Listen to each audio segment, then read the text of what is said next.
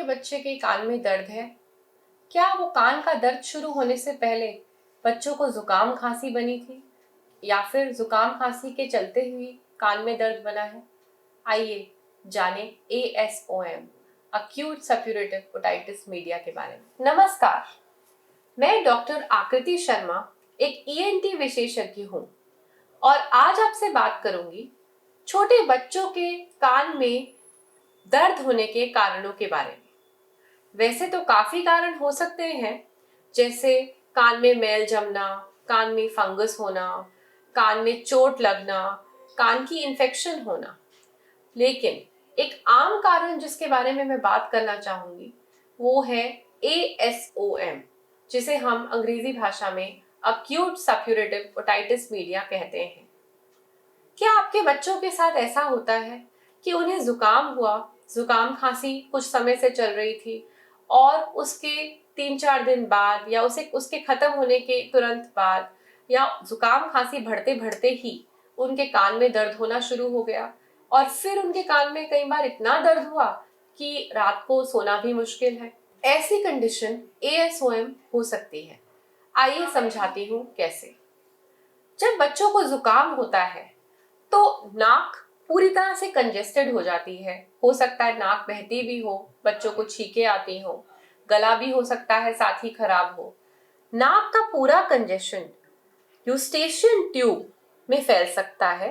Eustachian tube वो नली है या वो ट्यूब है जो नाक को कान से कनेक्ट करती है। नाक और कान के बीच की कड़ी यूस्टेशियन ट्यूब में भी पूरा नेजल कंजेशन या कंजेशन फैल सकता है। पस बन सकती है यूस्टेशियन ट्यूब में। वो पस अपना रास्ता ढूंढती है बाहर निकलने का और कान के पर्दे पे प्रेशर बनाती है।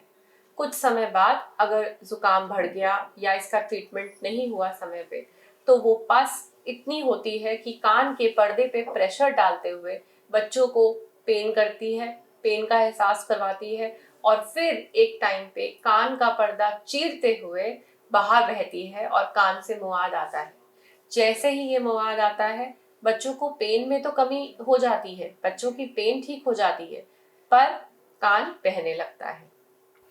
ऐसे जब पेरेंट्स हमारे पास आते हैं तो बताते हैं कि पहले इनको जुकाम खांसी हुई थी, उसके बाद कान में दर्द होने लगा और डॉक्टर साहब अब कान बह रहा है।